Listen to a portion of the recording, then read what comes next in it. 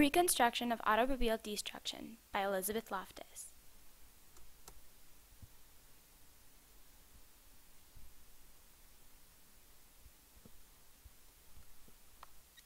This was the video Elizabeth Loftus used to show her participants in her experiment.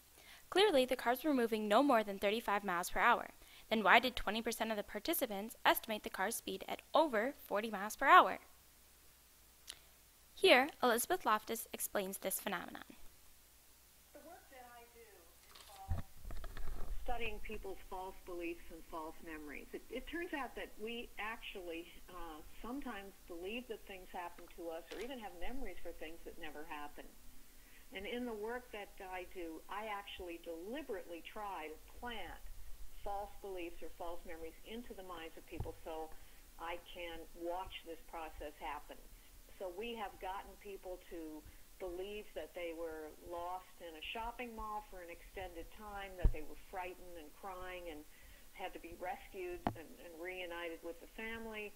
We've gotten people to believe that they broke a window and cut their hand, or even that they witnessed demonic possession as a child, or that they met and shook hands with Bugs Bunny at Disneyland. All of these are things that didn't happen, and yet we can get people to remember that they did. Let's think back to the crash.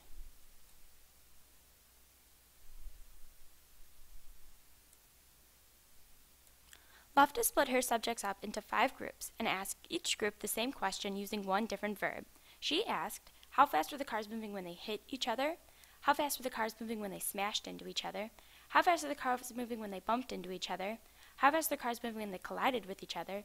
And how fast were the cars moving when they contacted each other?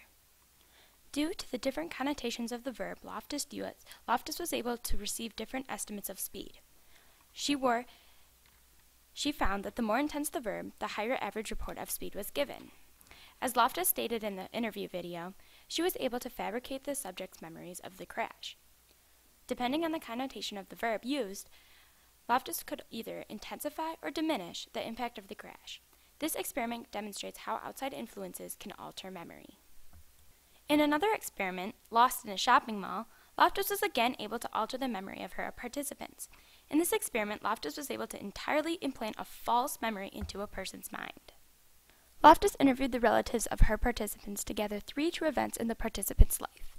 In this interview, Loftus found that none of the participants were lost in a shopping mall before the age of 5. Loftus wrote a paragraph of 3 true events in the subject's life and 1 paragraph of being lost in the shopping mall, which is the false event. Participants were asked to write if they remembered the events or not. The results showed that 25 to 30% of the participants remembered the false event. Loftus then interviewed the participants more extensively, asking them to describe the events themselves. She found that the 25 to 30% of the people that believed the false event continued to believe in it. Although giving less detail than the true events in the explanation, the participants wholeheartedly believed that they were lost in a shopping mall before the age of 5. Interestingly enough, the participants believed they were lost in a shopping mall even more intensely as the time continued because they focused on the false event more than the origin of the false event. Loftus concluded that our memory is extremely susceptible to change from outside influences, despite the complete inaccuracies of those influences.